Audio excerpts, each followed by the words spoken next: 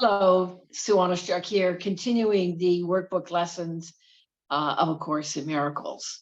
And today we're on lesson 189. And today's lesson is, I feel the love of God within me now. Now, this lesson is about teaching us about truly feeling the love of God, not just talking about it. So it goes on to say, there is a light in you the world cannot perceive. And with its eyes, you will not see this light, for you are blinded by the world, by the illusions, by the idols of the world. Yet you have eyes to see it, the light. You have eyes to see the light. It is there for you to look upon. It was not placed in you to be kept hidden from your sight. This light is a reflection of the thought we practice now. To feel the love of God within you is to see the world anew, shining in innocence, alive in hope, and blessed with perfect charity and love. Who could feel fear in such a world as this? It welcomes you, rejoices that you came, and sings your praises as it keeps you safe from every form of danger and of pain. It offers you a warm and gentle home in which to stay a while. It blesses you throughout the day and watches through the night as silent guardian of your holy sleep. It sees salvation in you and protects the light in you, in which it sees its own. It offers you its flowers and its snow in thankfulness for your benevolence. This is the world the love of God reveals. It is so different from the world you see through darkened eyes of malice and of fear that one belies the other. Only one can be perceived at all. The only one is wholly meaningless. Not the only one, that's incorrect. Let me say that again. Only one can be perceived at all. The other one is wholly meaningless. A world in which forgiveness shines on everything and peace offers its gentle light to everyone is inconceivable to those who see a world of hatred rising from attack, poised to avenge, to murder and destroy. So what I want to add here is, with God, there are no problems. It's the ego that generates problems. So it goes on to say, yet in this world of hatred, equally unseen and inconceivable to those who feel God's love in them.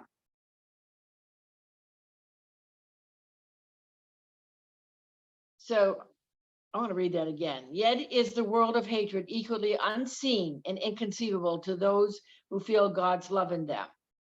Their world reflects the quietness and peace that shines in them, the gentleness and innocence they see surrounding them, the joy with which they look out from the endless wells of joy within. What they have felt in them, they look upon and see its sheer reflection everywhere. So it says what they have felt in them, they look upon.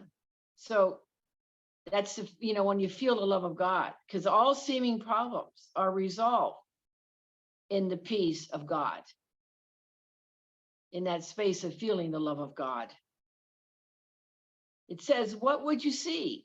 The choice is given you. But learn and do not let your mind forget this law of seeing. You will look upon that which you feel within. If hatred finds a place within you, within your heart, you will perceive a fearful world held cruelly in death's sharp-pointed, bony fingers. If you feel the love of God within you, you will look out on a world of mercy and of love. So, again, while we are in problems and in upset, we cannot resolve the problems, particularly when we think that someone or something is wrong. We need only to return to the peace of God, to get in that space of feeling the love of God. And in that space, then all will be resolved. So today it says, today we pass illusions as we seek to reach to what is true in us and feel its all embracing tenderness. Its love, which shows us perfect as itself, its sight, which is the gift its love bestows on us. We learn the way today. It is as sure as love itself, to which it carries us. For its simplicity avoids the snares, the foolish convolutions of the world's apparent reasoning, but serve to hide.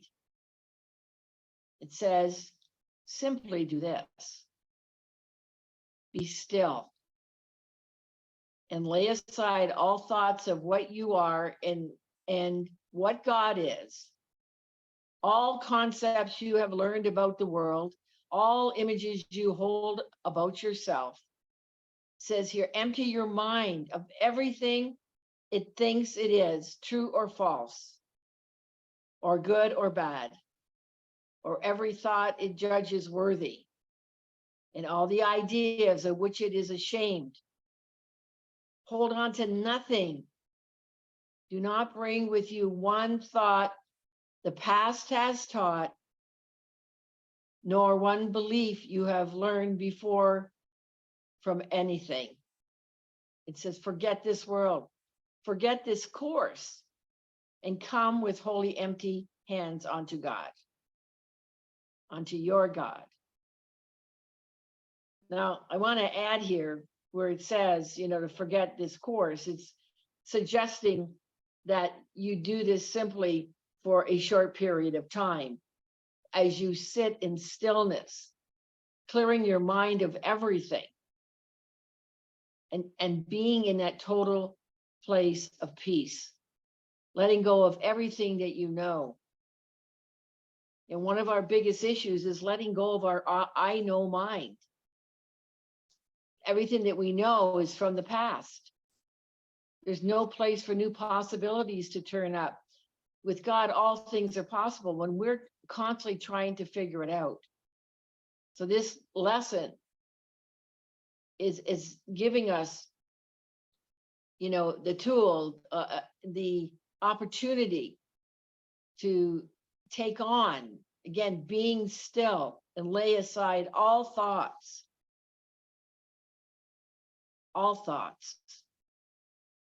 Thoughts of, of what you are and what God is. Just go and be in that stillness. It's golden. Practicing that for a couple, 10 minutes, 5 minutes, a couple times a day is very important. It takes discipline to do that. But there's a lot of gold to be received in terms of, the effects of taking that time to be still. So it says, is it not he who knows the way to you? You need not know the way to him. Your part is simply to allow all obstacles that have interposed between the Son of God and the Son and God the Father to be quietly removed forever. Again, we're doing these lessons right now, particularly to focus here up until lesson 200, from 181 to 200, is for us to recognize our blocks. Our blocks are obstacles to peace, our obstacles to God, our obstacles to love. So it says, God will do his part in joyful and immediate response. Ask and, and receive. I say really be willing to receive. But do not make demands, nor point the road to God by which he should appear to you. The way to reach him is merely to let him be. For in that way is your reality proclaimed as well. God's going to present to you something that you will not even think of.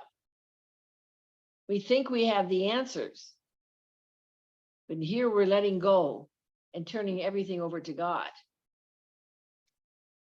and allowing to receive his message,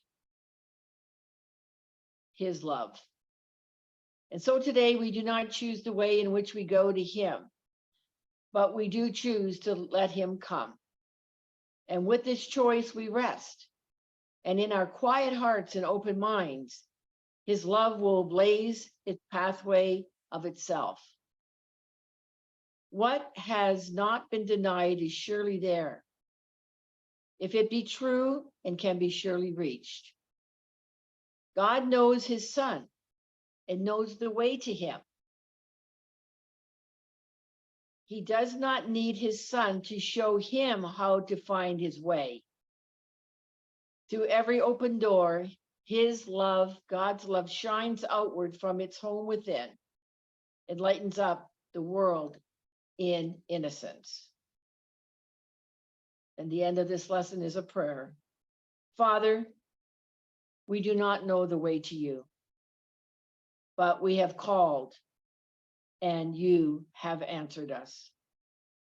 We will not interfere. Salvation's ways are not our own, for they belong to you, God, our Father. And it is unto you we look for them. Our hands are open to receive your gifts. We have no thoughts, we think apart from you, and cherish no beliefs of what we are or who created us. Yours is the way that we would find and follow.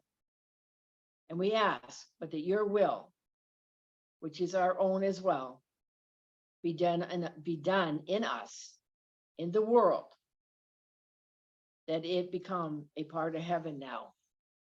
Amen. I want to also share with you the reading from the Year of Forgiveness. Again, it's written by, as I've mentioned often, when I read from this, written by Louise Spalding. She actually has channeled these words. This is Jesus speaking to us through Tina. And again, the lesson here is, I feel the love of God within me now. And this is what Jesus says through Tina. He says, you are blessed beings indeed, and I am the one you know as Jesus. Love of God for and within you is your natural inheritance. All these scary fantasies you have, the fears of judgment, opinions, angers, and upsets, and all this drama are self-created. We created all up here. You have a choice. Are you going to become embroiled in every little ripple on the surface of the sea, or are you going to live a peaceful life? Are you going to dive deep and enjoy the calm, depth, and beauty of silence. There's the expression, silence is golden. If you find yourself running around the world at high speed every single day, this is your clue that you are afraid of God and you do not value your spiritual evolution.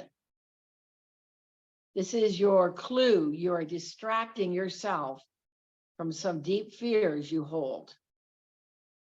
You do not want to be still because you fear what you will see. You do not trust what you will see. Jesus said, those of you who are busy bees, we would like you to give yourselves an hour each day that is not assigned to tasks, not even reading A Course in Miracles, and just be still. I want to say and add here from my own life, this is definitely something that as I've practiced the Course that I've been undoing and have come to some place of really letting go of being, constantly busy. And I know through the practice of the Course that that's helped me to unravel that. And, being more disciplined to take this quiet time each day, just to be with God. So it said, now you can, if in this time when you take for yourself, he says, now you can take a cup of tea with you out into the garden and just go outside. You can go for a walk and find a quiet place to sit and contemplate. You can go to your room, lie on your bed and rest. Give yourself permission to do so. That's something I've had to learn as well. It said, rest is a beautiful thing. Calmness is a beautiful thing. It will give space for the messages you are all so desperately want to arrive. If you do not create space for messages, inspiration, and guidance, how are you going to get it to you? Jesus says, well, we'll get it to you in your dream time if we are lucky. But many of you have dismissed your dreams as unreal and unimportant, so you don't remember them. If you feel you do not get messages, slow down. Create space to receive them. And ask for those messages to be clearly given to you in whatever form is suitable for you in the evolution that you have right now. Some beings cannot hear the voice for God because it would terrify the living daylights out of them. Some beings could not handle this kind of transmission because it would drive them insane. They would have too many fears pop up. Jesus said, if you genuinely have an interest to connect with your guides and teachers and develop a relationship with them, then give it space. Allow the love of God to rise in you and bring a peaceful opening, a quiet pause in the day where you can just be with whatever happens. I am the one you know as Jesus, and I will speak to you again. So that is a reading from A Year of Forgiveness. And I hope that is helpful for you today as you practice this lesson. And be sure to take that time that it's suggesting here. As I said, silence is golden. And you'll find that time to be very golden. All right. That is lesson 189. I feel the love of God within me now. And thank you for being here. And I look forward to being with you in the next video for lesson 190. And please go below the video here on YouTube, and please like, comment. Let me know. Did you take some time today? Are you developing that in your practice, or are you having some challenges around it? I understand the challenges, that part of it. And also please subscribe if you haven't already. And please share this video out. Community is building, and I appreciate all of you that have subscribed. If you haven't already, again, please do subscribe. All right. In the meantime, I wish you, from my heart to yours, much love and peace in your day. Look forward to seeing you again in the next video for lesson 190. Bye for now.